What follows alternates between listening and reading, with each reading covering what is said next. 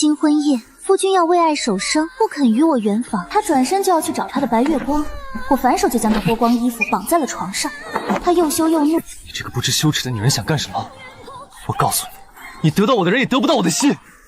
谁要那没用的东西？我要杀了你！我不管你是谁，你难道没听说过？我心里早就有人了，这辈子非他不娶。有听闻过。那你听说过上一个硬要嫁给我的女子洞房花烛夜时，我让她选择吞金上吊喝毒酒，她当晚便吞金而亡。也听说过。哦，那你是想好怎么死了？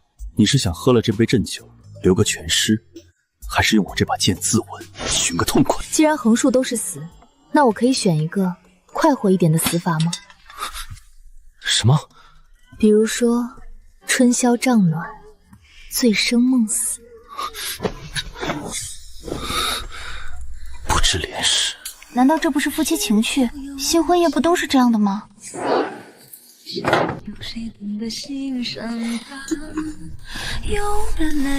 来，乖乖的把它喝下去。不要，不要！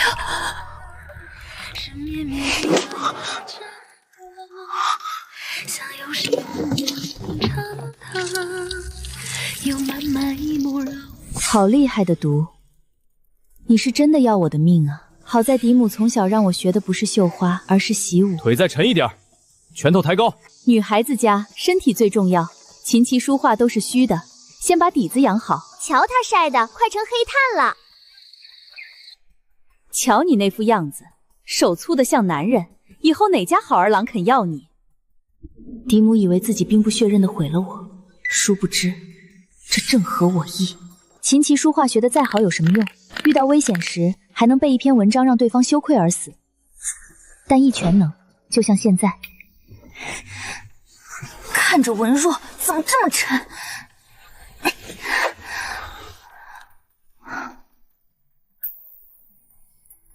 长得倒是人模人样，可惜心是黑的。这还是侯爷夫人身边的嬷嬷塞给我的。世子性子烈，夫人若受了委屈，尽管用这个。婆母想得真周到，这下老实了。这次不是毒酒，而是合欢酒。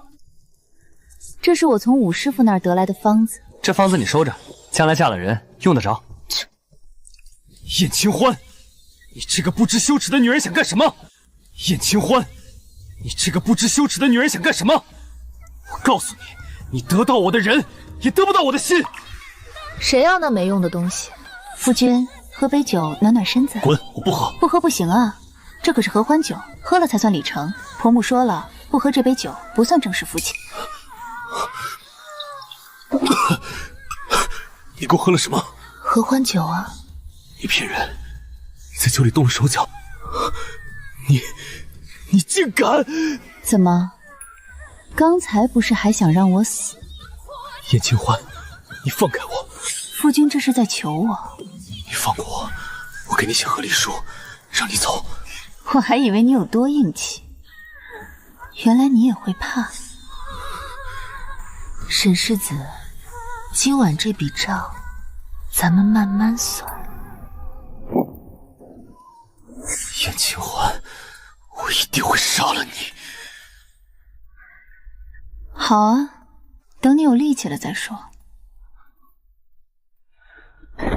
你既然起不来，那今早的茶我就替你敬了。你站住！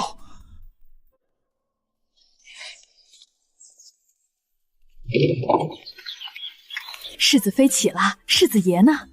世子昨夜累着了，还在歇息。好，老奴这就去给夫人报喜。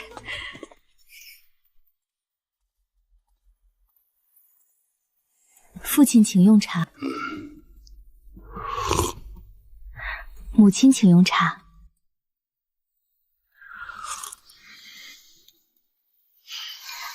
做得好，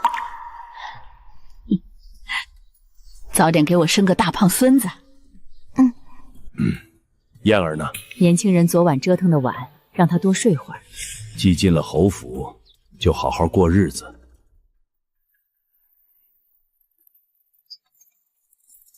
昨夜可还顺利？还算顺利。他闹没闹？闹了。让他闹，让他吃些苦头才知道收敛。阮之柔那孩子的事儿，是我把他推进了火坑。若早知道会那样，我说什么也不会让他嫁进来。所以你进门前，我就告诉自己，这次无论如何不能再出事。清欢，燕儿那性子是被我惯坏的，她从小要什么，但凡有人逆着，她就闹就作。可你不能由着她，她闹，由我给你撑腰，她在这个家翻不了天。多谢母亲。拿着，算母亲给你的见面礼。这太贵重了，让你拿着就拿着。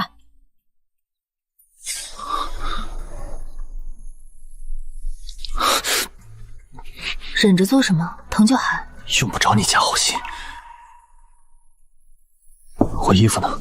给你备着呢。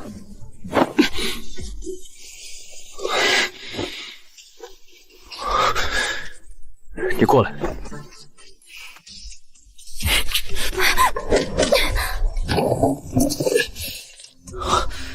你敢对我动手？夫君这是怎么了？怎么好端端就躺地上了？难不成夫君喜欢在地上呢？燕清欢！哎呀，夫君你花样真多。你要干什么？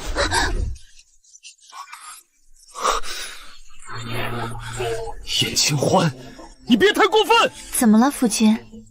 燕清欢，你到底是什么人？我当然是你的妻子啊！你对我做了什么？一点助兴的推拿手法啦，夫君你喜欢吗？乖一点，我还能对你好些。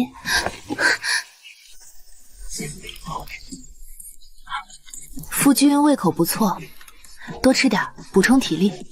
再多说一句试试。夫君慢点吃，没人跟你抢。闭嘴！吃饱点儿，省得没力气跟我放狠话。燕清欢，你少得意。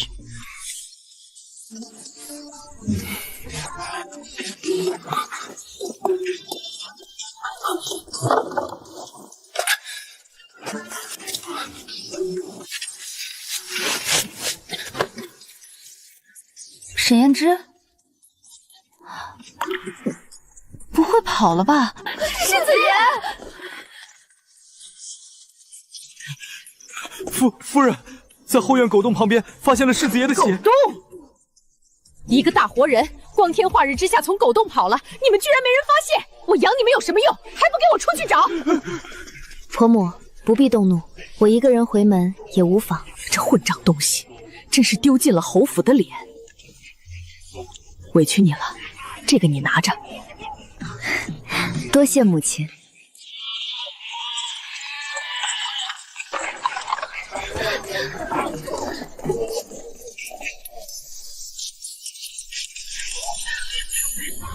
老爷，求您开恩，别把清欢嫁过去。那长平侯世子是什么人？满京城谁不知道？老爷，求您开恩，别把清欢嫁过去。能为家族出一份力，是清欢的荣幸。老爷，那不是婚事，那是送她去死啊！妹妹这话说得重了，清欢貌美温柔，承平侯世子未必就舍得。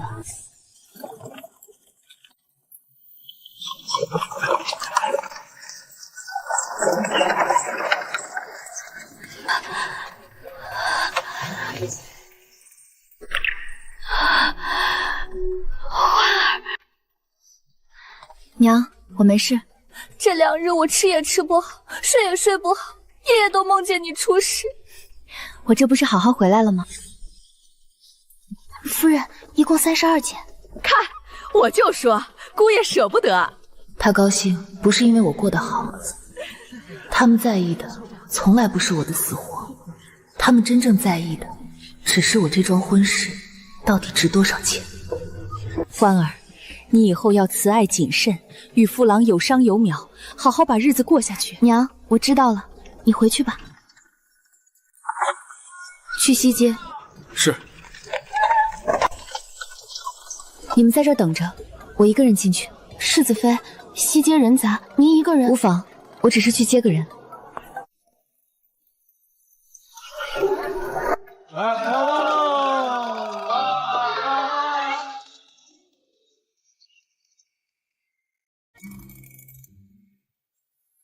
温小桃，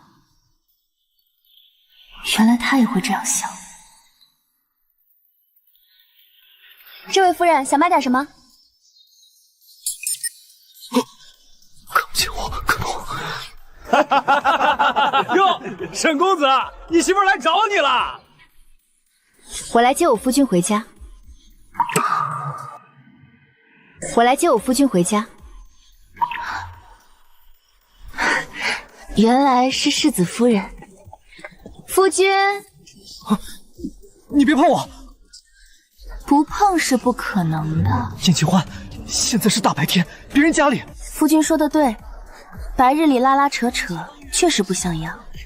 那你忍忍，等晚上回去再说。你住口！啊，你别碰我！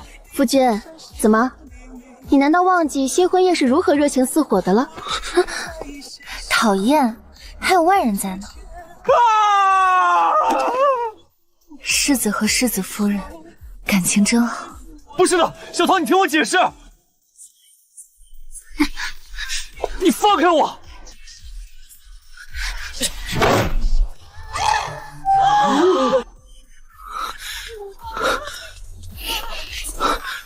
小桃，胭脂，算了吧。不，小桃，你听我说，我不喜欢他，我心里只有你。我不在乎名分，只要能陪在你身边，就算做妾我也愿意。不，小桃，我一定会八抬大轿娶你过门，我只认你是我的妻。胭脂，小桃，真是好一出苦命鸳鸯。说完了吗？你又想干什么？一个是长平侯世子，一个是侯府名正言顺的世子夫人。这戏若唱得太热闹，丢的可不是我一个人的脸。你威胁他？我是在提醒你，你若还要闹，我不介意把你是怎么从狗洞逃出来的，原原本本告诉全京城。狗洞？夫君还不回府？胭脂，你回去吧，别让世子夫人久等。小桃，叶清欢，你给我等着。好啊，我等着。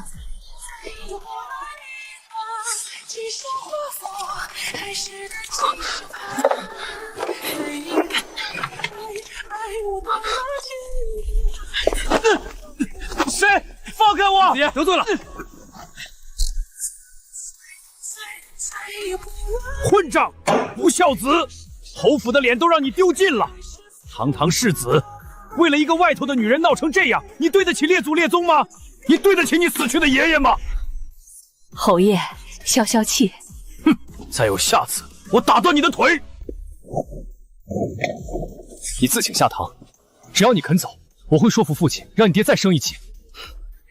你连让他们同意你娶温小桃都做不到，还想说服别的？你哪来的自信？叶清欢，我说错了吗？你到底怎么样才肯走？我走了又如何？我走了还会有别的姑娘进门，你爹娘不会同意你娶温小桃的。你趁早死了这条心。只要你爹一天还是长平侯，这侯府就轮不到你做主。乖一点，别闹了，好好为侯府开枝散叶才是正事。你别碰我！怎么又想躲？叶清欢，世上怎么会有你这么不知廉耻的女人？打是亲，骂是爱，原来夫君这么爱我呢。你少来这一套！有本事你别再耍那些手段！我告诉你，我对你一点感觉都没有，我看到你就……看到我就什么？就烦。只是烦。沈世子嘴这么硬，脸怎么红了？你离我远点。你真的不愿意看看我？废话。承认吧，其实你也很乐意，是不是？叶清欢，你放开我，我不愿意。刚才不是还挺有劲儿？男人嘴上再硬，到头来也还是会用下半身思考。我不干净了，我对不起小桃，都怪你，都是你这个不知廉耻的女人勾引我。行，都怪我。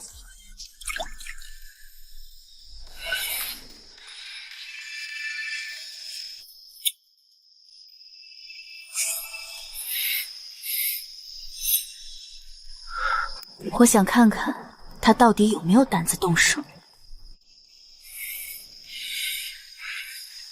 怂货，我就知道他没胆子直接杀人。也就阮之柔那样的傻姑娘，才会被他几句话逼到绝路。她若有一点胆量，一点心机，也不至于落得那个下场。这世上，软弱从来换不来活路。沈燕之，你若真想杀我，下次手别抖。你，可惜你没那个胆。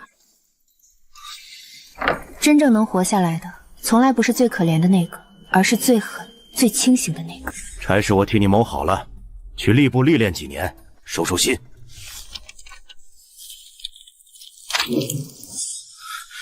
逆子！侯爷替他谋了差事，他不去，倒是不怎么在外头留宿，基本夜夜回府。只是回府之后住书房。你来干什么？给夫君送汤。你躲那儿做什么？你别过来！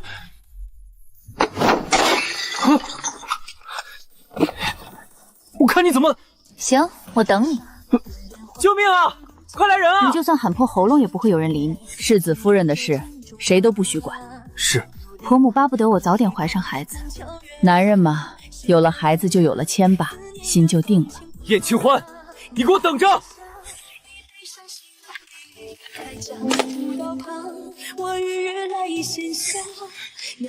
燕之，我愿意的，在我心里，你早就是我的夫君。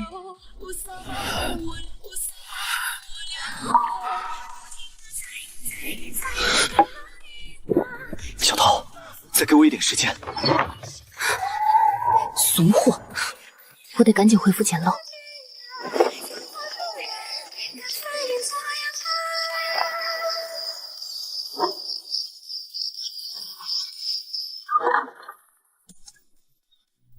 夫君回来了，找什么呢？我的玉佩呢？白色那款。你过来找找，你瞧瞧，是不是在这儿？不知羞耻！燕清欢，你……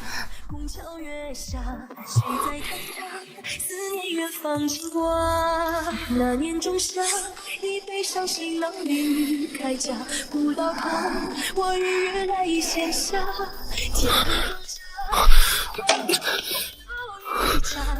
你怎么在这儿？你怎么在这儿？这是我房里，我不在这儿，在哪儿？夫君，昨晚睡得好吗？不好！燕清欢，你少给我装傻！我装什么傻了？昨晚那不算。哪段不算？是你自己进我房不算，还是你主动抱我？闭嘴！夫君，一大早就投怀送抱，是不是不太好？谁投怀送抱了？你放开我！昨晚你不是挺喜欢的吗？我没有。哦。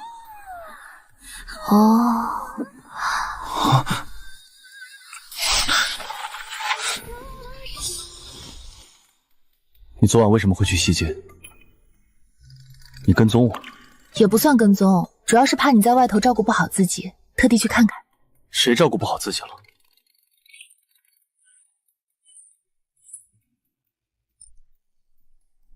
你啊，小桃姑娘把你撩得火都烧起来了，又舍不得真下嘴。你那副样子回来，不找我找谁？燕清欢，你是不是很得意？得意什么？得意我现在只能碰你。你是不是觉得自己赢了？沈燕之，你是不是把自己看得太重要了？我与你不过各取所需罢了。至于你心里想什么、惦记什么，与我无关。早饭我让厨房给你炖了乌鸡汤，多喝点，补补。滚！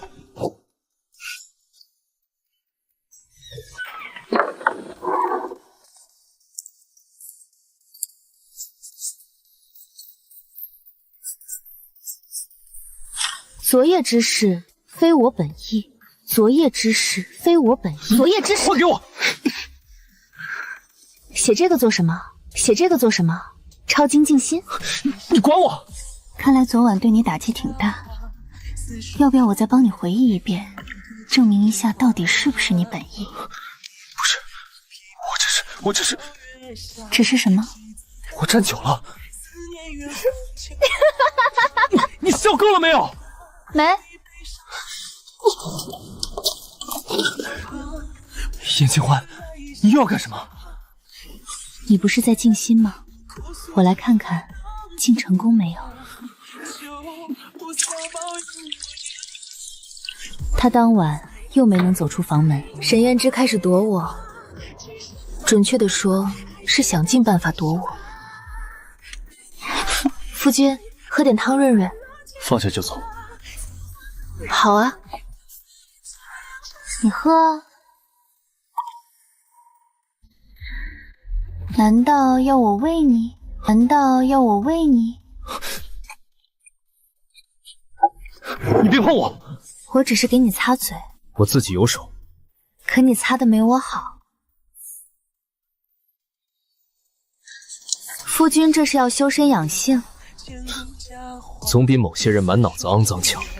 有道理。那你看李记怎么看到耳朵都红了？屋里热，是挺热的，毕竟我来了。自从那天后，他白天能不回院子就不回院子，吃饭也让小厮直接送去前院。晚上一到掌灯之分，就像老鼠见了猫，恨不得把自己塞进地缝里。夫君，你在这儿做什么？看月亮。那你慢慢看。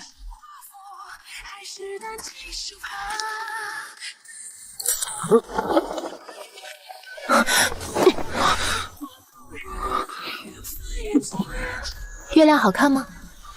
别动，摔坏了怎么办？放我下来！不放。燕清欢，你还是不是女人？是啊，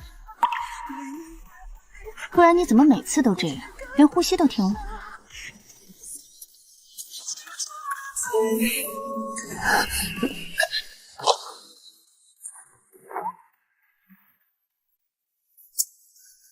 睡了。睡了。睡了还能回话？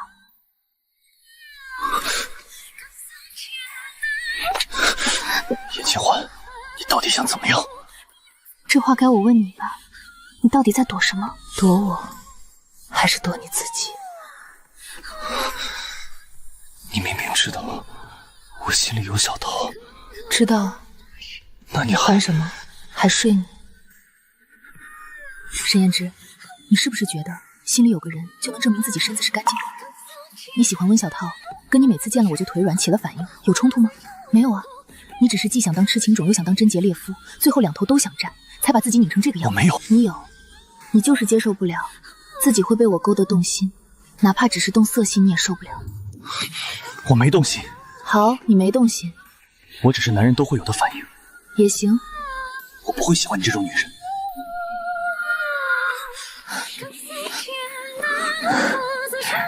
会咬人了，不错，有进步。这样算不算我赢？夫君，你还惦记着输赢呢。第二天一早，他又搬回了书房，可惜晚了。有些事一旦开了头，就收不住了。温小桃很快就察觉到了不对。我去西街那天，正赶上他收摊。胭脂，胭脂，你怎么了？没什么。你这几天总是这样，是不是府里出什么事了？没有。那就是你厌了我了？怎么会？小桃，你别胡思乱想。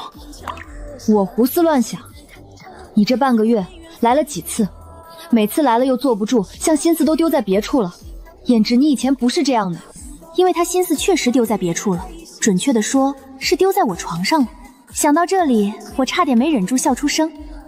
小桃，我只是最近有点忙。你忙什么？你不是连吏部的差事都不肯去吗？胭脂，是不是他逼你了？是不是世子夫人又欺负你了？他这话问的可真有意思。他要是知道沈燕之自己上赶着来给我睡，不知道会是个什么表情。不是。不是。他没逼我。这倒是头一回，他自己认了。那你……我先走了，明天再来。你怎么在这儿？这是外面。外面怎么了？你是我夫君，我拉一下都不行。你到底想干什么？真不干什么，就是想你了。你少来。昨晚你走得太急，连腰带都忘在我床上了。我还以为你今天会早点回来拿。你闭嘴！夫君，你现在怎么这么不经道？燕清欢，你能不能要点脸？不能，我要你就够了。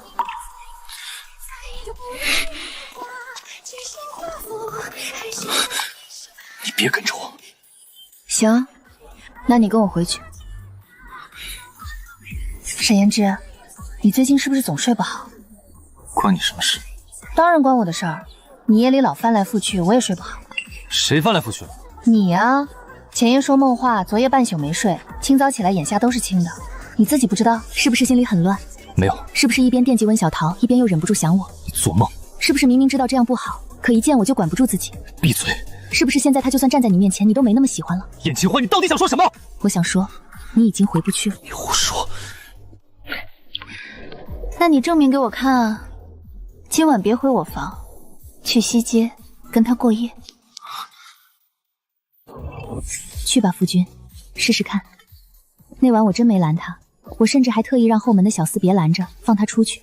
我坐在房里等，边吃莲子羹边看画本，等得颇有耐心，一直等到3更，人来回来。回来了，成了吗？是没成，还是不敢？你满意了？我满意什么？你明知道。我明知道什么？你明知道我。明知道你什么？明知道你现在只对我有感觉。不是。那是什么？我是被你逼的。行，那今晚也算我逼你。林姐，那你现在推开我，去找他。你要是能推开我，现在就走，我绝不拦你。夫君，不是说不想吗？你闭嘴！不准告诉别人，我去他那儿没成。好，不说。但你自己跑回来找我这事儿，可就不归我管了。放心，只有我知道。我知道，火候差不多了。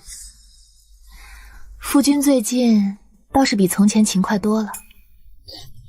我只是研究一下，这样不会太勉强吧？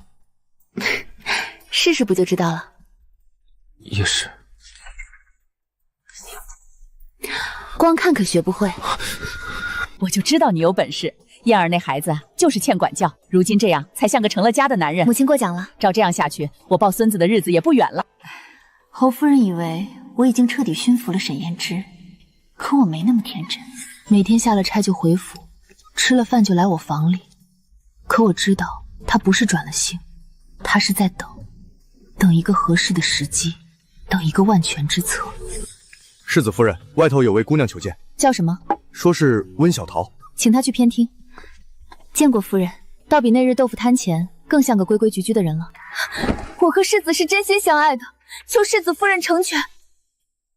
你求我也没用，我和世子已经成婚，总不能为了给你让位自请下场吧？小桃不敢，小桃只想日夜陪在世子身边，哪怕是做妾、做通房丫鬟都没关系。好，世子夫人大恩大德，小桃没齿难忘。小桃一定好好伺候世子，绝不争宠，绝不给夫人添麻烦。去备茶。纳妾这种小事，本不必男人在场。请夫人喝茶。燕清欢，你好毒的心！你竟逼着小桃做妾！不是的，世子，是我自己求世子夫人的，她没有逼我。你不用替她说好话，她是什么样的人，我最清楚。哦，你倒是说说，我是什么样的人？世子，我真的愿意做妾，我是真心的。我没有家世，只是个平民女子，没有读过书，也不懂礼数规矩，不会应酬，也不会管家看账。我本来就没资格做你的正妻。你不用妄自菲薄，在我心里，你是顶顶好的姑娘，10个燕青欢也比不上你。世子夫人，我真的愿意，我是真心。不，你不是。一个愿意为爱做妾，一个偏要把她供成白月光，真有意思。燕青欢，你简直蛇蝎心肠，心机深沉，厚颜无耻。我怀孕了。真的？请大夫看过没有？还没有，母亲。快去请大夫，请最好的，请太医院的王太医。恭喜老夫人，世子夫人确有喜脉。好，你媳妇儿现在是双身子的人了，你可千万不能惹她生气，知道吗？你也是要做爹的人了，该学着稳重些。以后你们2个就好好过日子。你若真喜欢那个小桃，纳进来也无妨。你媳妇儿也不是个善妒的。世子爷，夫人吩咐奴婢们来伺候。滚出去！可是夫人那边……我说滚！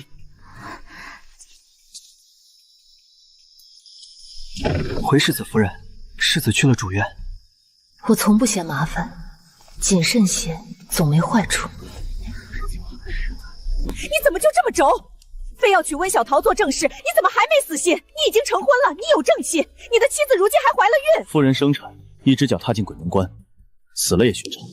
你疯了！娘，真心爱一个人，就会想把世上最好的东西都捧到他面前。我爱小桃，就不会让他受一丁点委屈。你爹不会同意的。真笨，都到这一步了，还不知道该怎么走下一步。看来还得我替他出个主意。世子夫人，这是按您的吩咐炖的红枣桂圆汤，安神养胎，冰糖也多放了些。再热一遍。既然他回了书房，那就去书房找他。你来做什么？你现在怀着孩子，不能。夫君想多了，我就是来找你说说心里话。夫君，你知道黎阳的景王吗？你突然提他做什么？景王的父王和当今圣上是兄弟，只是死得早。他16岁就成了王位，虽说上头还有亲娘，可在封地他说一不二。他的王妃不过是个医女，可他要娶，便没人敢拦着。夫君，你和他不一样，所以别再想着娶温小桃了。你如今做不了侯府的主，也做不了你爹的主。既如此，就别再为一个做不到的念头把所有人都拖进去。如今我已有了身孕，我们一家3口好好过日子，不好吗？你若真的爱宠温小桃，就替她寻个好人家，再给她备一份体面的嫁妆，让她下半辈子安安稳稳。你要我把她嫁给别人？有些人留在身边未必是成全，放他走才是。夫君，人生在世，身不由己的事太多，无能为力的时候也太多，别自己为难自己了。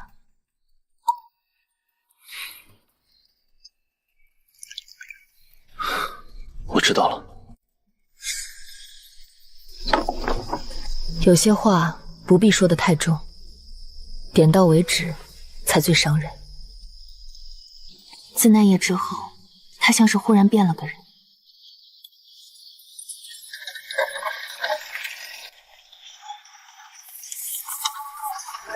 沈大人今日来得真早，初来乍到，自然不敢怠慢。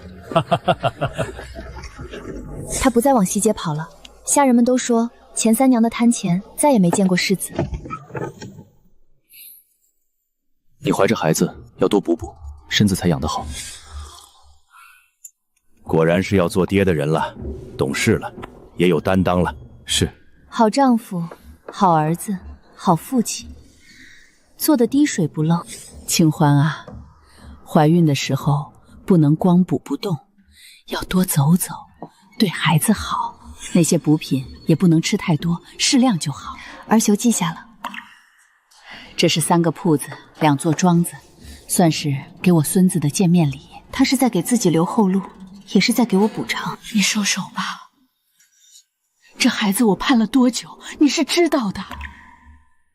小桃以后会给你生好几个孙子孙女，万一你爹不同意呢？他会同意的。他不仅不想要这个孩子，连侯爷他也不打算留。他会同意的。既然他想动手，那就替他把局走快一点，省得夜长梦多。爹，你想不想再纳一房妾？我看西街卖豆腐的温小桃很合适。爹，不瞒你说，世子表面上虽与我琴瑟和鸣，其实心里还是忘不掉温小桃。万一将来她进了门再生下孩子，我和腹中这个还有立足之地吗？为了女儿的终身幸福，也为了咱们燕家的前途，您就勉为其难帮女儿这个忙吧。啊，我都一把年纪了，那温小桃才双10年华，她会看上我？我查过了，温小桃父母早逝，家里只剩她和一个幼弟。她起早贪黑卖豆腐，也都是为了养弟弟。她和世子在一起，更多也是为了弟弟前途。而且她还嫌世子不够稳重，做事冒冒失失。上回他们闹别扭，她无意间就说过，她喜欢年长些、会疼人、温柔体贴又英俊如侠的男人。那我好像还挺符合的。是啊，爹，我也不是让您强抢民女，您就正常去买豆腐，她有难处时顺手帮一把。什么英雄救美、雪中送炭，您就做您自己。那句话怎么说来着？你若盛开，蝴蝶自来。哎呦，我哪有那么好？有些人不必推，只要给他一个台阶，他自己就会往下走。说到底，我爹和沈燕之本来是没有竞争力的。不谈家世，只说年纪样貌，一个年过40，一个20出头，瞎子才会选我爹。可惜，坏就坏在等我。他说了等我，就真的消失了。1天、2天、3天、10天、20天，连个口信都没捎过。爱一个人，要把全世界最好的东西都捧到他面前，可前提是你得知道他要什么。她一个弱女子，这么多年又当爹又当娘，靠着卖豆腐把弟弟拉扯大，还送去学堂。她要的从来不是高门正妻的空名头，她要的是安稳富足，是能看得见摸得着的依靠，不是吃不着的大饼。小桃，今日这些豆腐我全要了。燕大人，这也太多了，拿回去分给府里下人，也不算浪费。拿回去吧。大人，给多了。辛苦钱应该的。小桃，卖什么豆腐啊？不如陪哥俩喝一杯。你们让开！放肆！放肆！小桃姑娘别怕，有我在。再拖下去，就只能先停课了。先生，这是给温小公子交的书学费，不值什么钱，小桃姑娘别放在心上。他需要的是现实，而我爹给的恰好就是现实。其实也没费多大劲儿。他如今待我已与从前不同了。爱不爱的不好说，但我爹这墙角算是撬动了。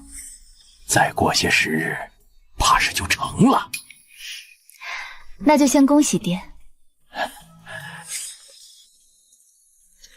赵大人，小桃姑娘有事，小桃愿意伺候您。你说真的？好，快去准备纳妾文书和聘礼，一件都不能少。成了。你们听听，这像什么话？你们爹一把年纪了还要纳妾，纳的还是个卖豆腐的，这让我们燕家的脸往哪儿搁？你们妹妹如今还是长平侯世子夫人，这事儿传出去，她还怎么做人？这可如何是好啊？到底怎么回事？爹怎么会突然看上温小桃？其实小桃早就对爹有情，只是身份有别，她一直把这份情谊藏在心里，不敢说出口。爹呢，也不是全无感觉，只是顾念礼法，一直克制自己。直到这次，他们才终于不再压抑，冲破世俗的束缚，勇敢走到一起。真的太感人了，这才是真爱啊！不行，这事儿我得去跟娘说清楚。娘，真爱无关年龄，也无关身份。我很敬佩小桃，为了心爱的人，她可以不顾世俗眼光，不在乎名分。娘，您别太狭隘了。真爱个屁！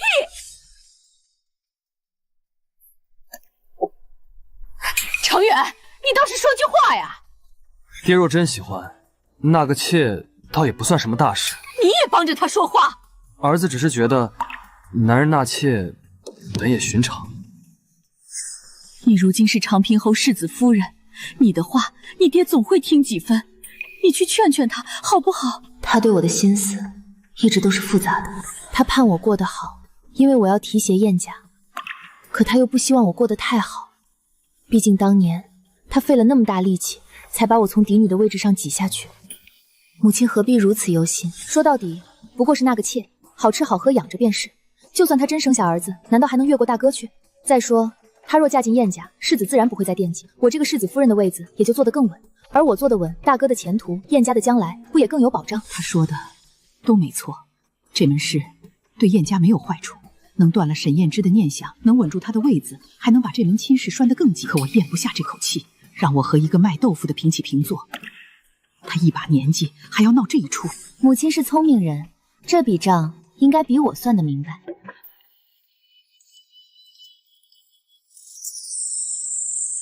有些人不是看不明白，只是舍不得自己的体面。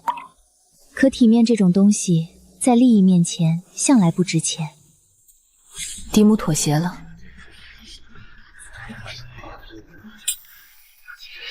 其实他不妥协也没办法，爹铁了心要纳温小桃，谁拦都没用。嫡母若硬拦，这会更厌弃他。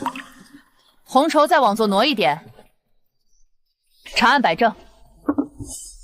妾身给老爷敬茶。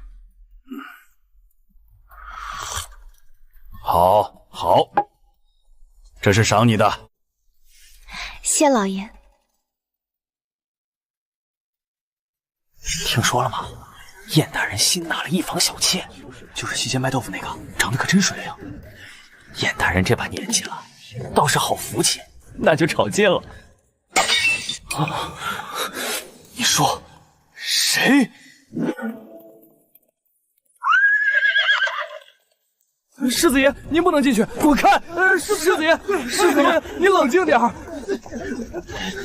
你放开我！我要见小桃。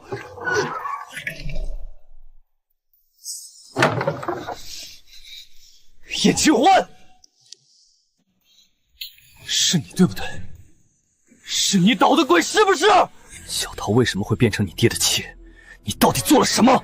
我什么都没做啊，他们两情相悦，我能有什么办法？什么相爱？小桃怎么可能会喜欢你爹那个老头子？我知道了，是你和你爹设计强抢民女，是不是？燕清欢，你好毒的心！你毁了一切，燕清欢，你毁了我的一切，我不会放过你！你要怎么不放过我？是趁我生产的时候买通产婆，让我一尸两命吗？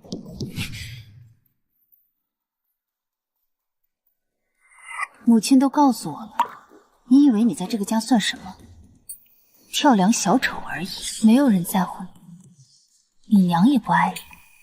只要我生下儿子，你马上就会被抛弃。我要杀了你！你下地狱吧！燕之，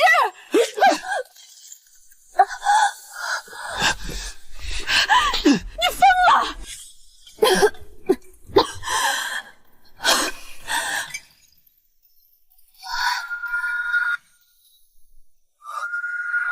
燕之怎么回事？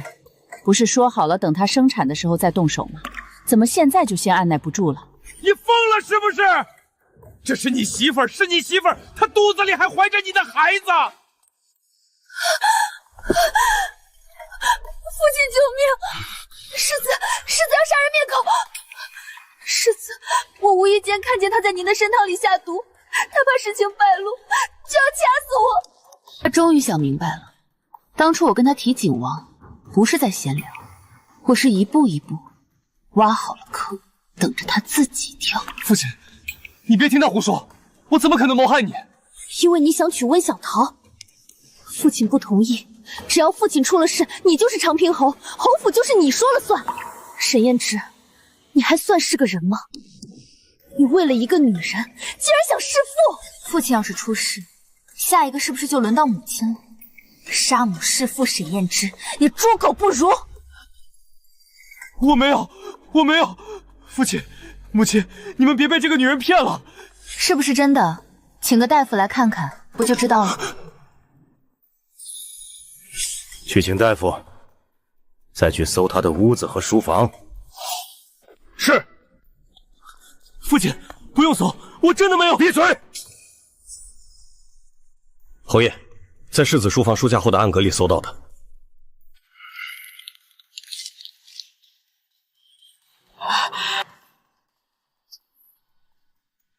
侯爷体内确有慢性毒药，此毒日积月来，已伤根本。若再拖下去，恐怕时日无多。父亲，父亲，孽障！父亲，孽障！孽障！儿子，你糊涂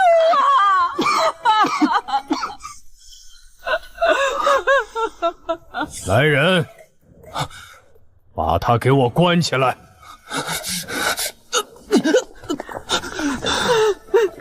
一旦撕破脸，有些账就再也遮不住了。你不是最爱算计吗？那就好好尝尝被人算计到众叛亲离是什么滋味。沈燕之被关进了侯府私牢，对外只说世子突发重病，闭门静养。可侯爷心里清楚，弑父是大罪。侯爷很想弄死他，可偏偏他只有这么一个儿子。侯爷，他只是一时糊涂，你饶他一命吧。你替他出族谱也好，赶出去也好，断绝关系也好，求你留他一命。他到底是你我的儿子，也是你亲手抱在怀里养大的呀，侯爷。母亲，夫君什么事都同你说，这件事你不会早就知道吧？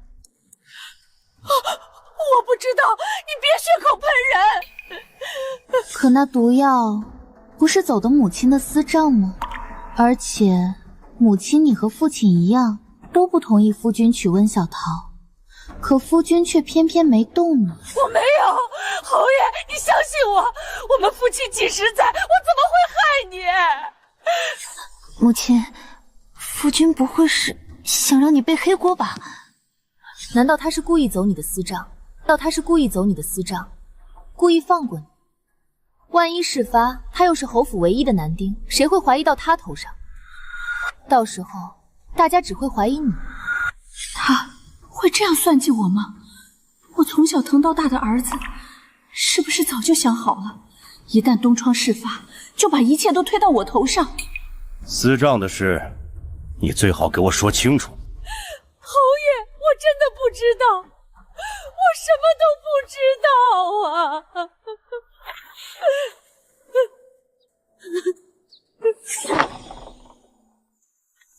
有些裂缝一旦出现，就再也补不上了。母子离心，夫妻生疑，接下来这侯府才真要热闹了。公子要的东西就在这里。此毒无色无味，入水即化，出时半点症状都没有。等毒素积累到一定程度，才会像得了急症一样突然发作。到那时，神仙也难救。查得出来吗？发作时与寻常病症无异，任谁来看也只会当人是病死。多少银子？2000两。这毒是他亲自为侯爷挑的，花了2000两银子。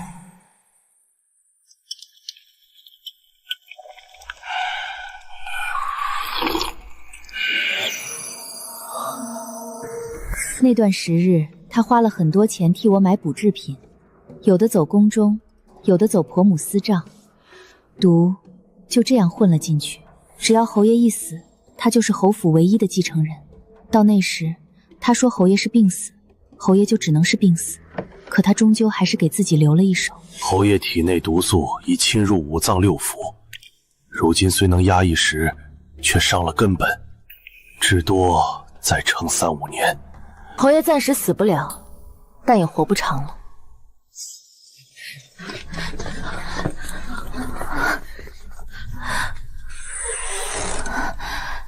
这一胎我得在娘家生。产婆和大夫都要用我们自己的人，一个都不能错。我让府里的嬷嬷和稳婆都过去。母亲身子不好，儿媳不敢劳烦，在侯府不安全。生了，是个小公子。幸好是个儿子，省了许多麻烦。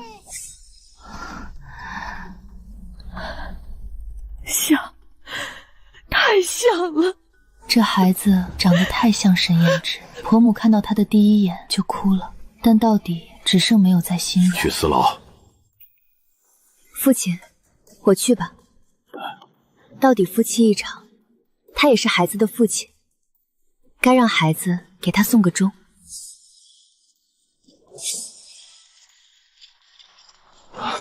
世子夫人。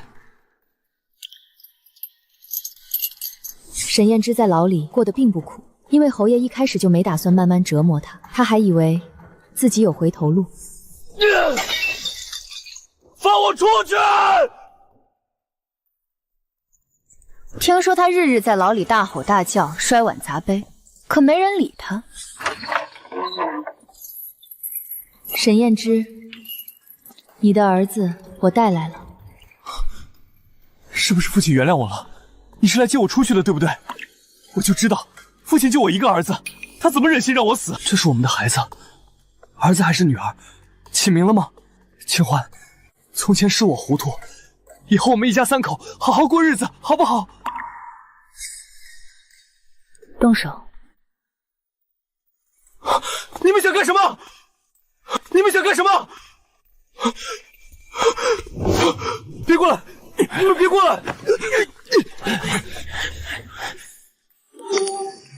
燕清欢，你敢！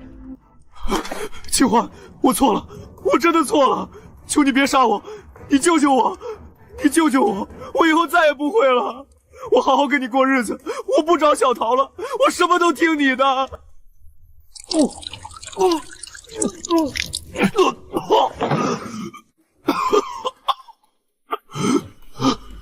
没用的，这是父亲特地为你准备的，沾一点都活不了。不过你放心，不会太久。不，父亲不会这么狠心。母亲，母亲，娘，救命！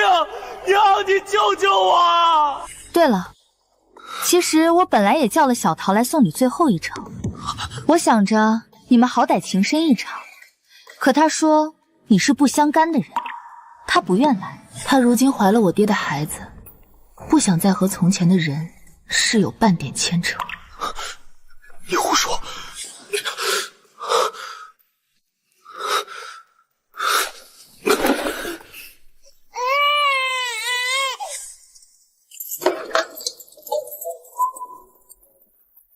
乖，娘亲会保护好你的。客气了，客气了，燕大人可喜可贺，以后多多仰仗。长平侯熬到孙子6岁时才走，真顽强。先生，援桥。好。为了侯府唯一的血脉，他耗尽了心血。长平侯也为我家出手，让家族地位稳固。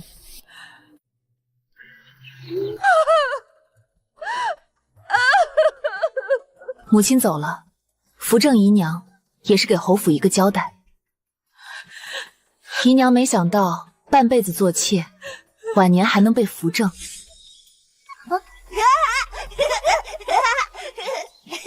他们都安分守己，大家都能有光明未来。夫人，母亲当初的提醒我一直记着，所以今日我也给母亲留了余地，往后安安心心礼佛，府里的事就不必再操心了。从此侯府内外权力稳固，家族前途光明。出事了，夫人出事了！什么事？世子的尸体不见了。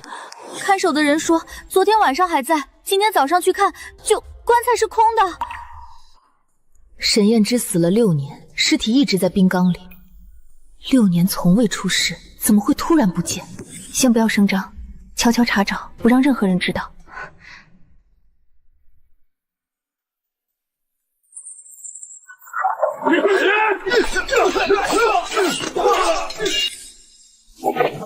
好久不见，燕清欢。你没死，不可能！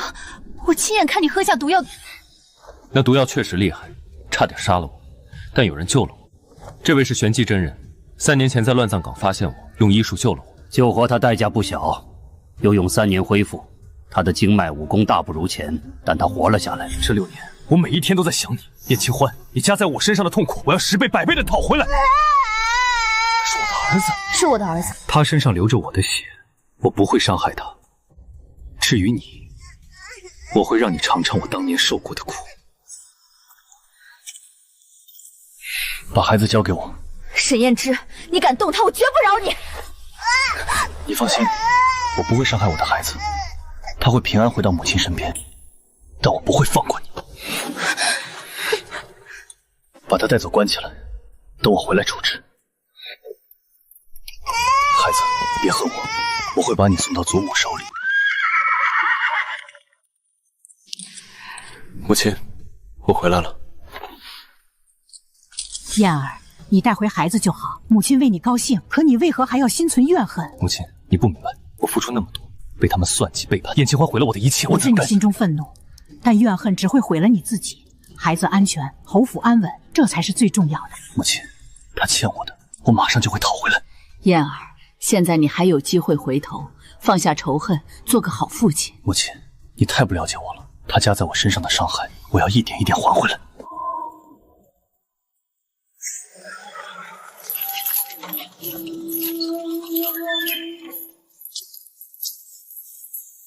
燕清欢，你也有今天。你知道毒药在身体里发作是什么感觉吗？像有1万只蚂蚁在啃你的骨头，从里到外每一寸都在痛。这些疤都是毒药烧的。你那瓶毒药差点杀了我，还毁了我的脸。现在走出去，小孩子看到都会吓哭。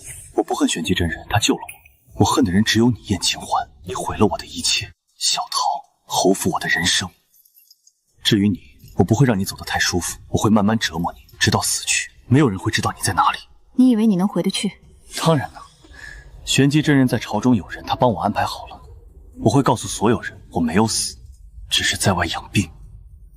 我爹死了，我娘还在，他会帮我说话。越危险的时候越要冷静，每一条巡逻路线，每一次换岗，每一根锁链的松紧，我都要记在脑子里。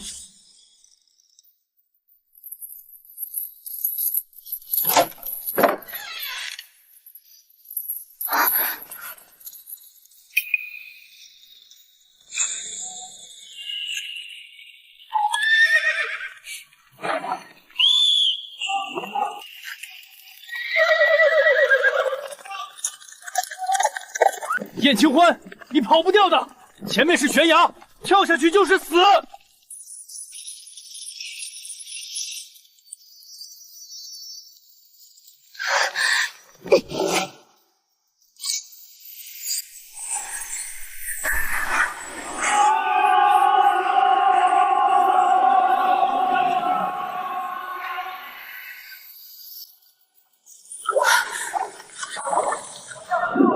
无退路，唯一的选择就是向前。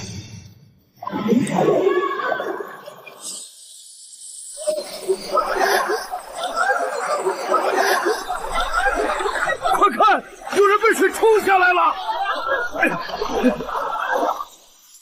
快把他抱回家，小心别让他受凉。姑娘，你可算醒了，吓死我们了！多谢救命之恩。不谢不谢，你这是怎么回事？怎么掉河里了？遇上歹人了。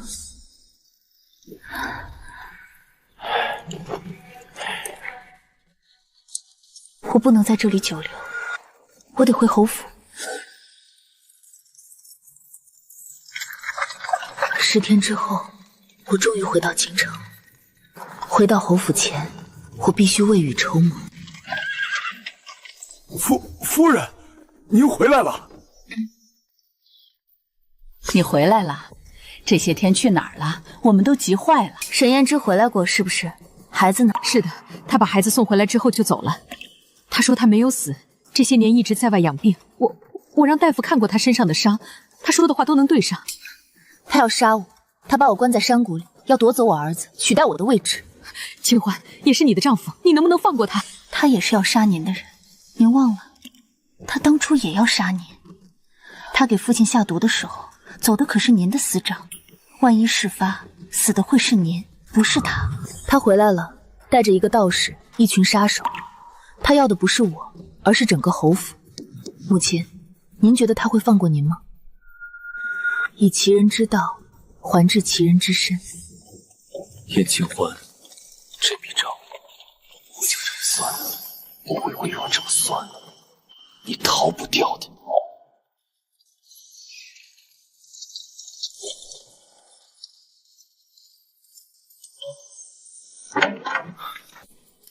小妹，你怎么来了？我刚一回府，就听下人说你在书房等我。大哥，沈燕之回来了，还带了道士和杀手，我需要你帮忙。那小子还活着，还敢回来？你说要我做什么？先不要打草惊蛇，他的人散布京城各地，我要一个个拔掉。安卫，跟我走。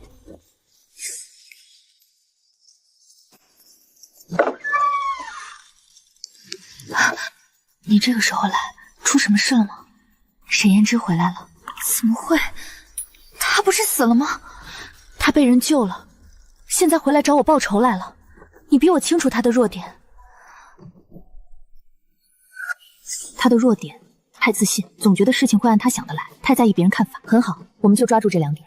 明日开始，让人放出消息，说他已暗中回京，准备夺权。再让人故意在他的人面前提起，说侯府已经有防备，甚至怀疑他在暗中潜伏，他会忍不住出手。这些人你去联系，他们会帮你把消息散出去。我明白了，局已经铺开了，接下来就看他什么时候入局。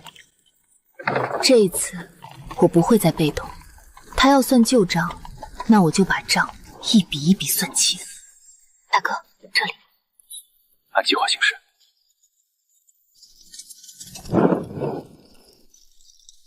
一步不漏，一人不放。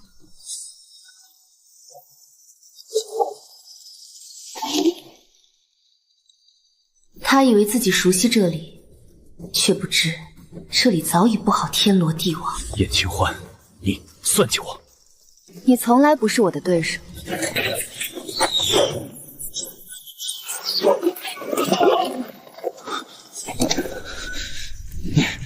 你怎么会赢？因为一切都在我掌控之中。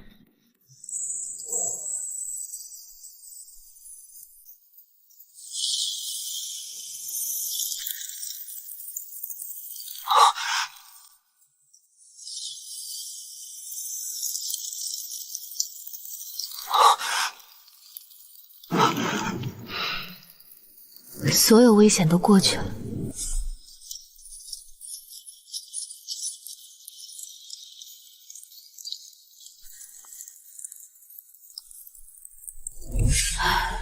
我错了，从一开始就错了。母亲，我不该纵容他，不该惯着他。如果小时候我能好好管教他，也许就不会走到今天这一步。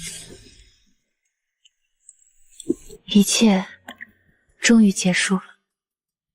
人之初，性本善，望子。这世上的事，说到底不过是因果报应，种什么因得什么果。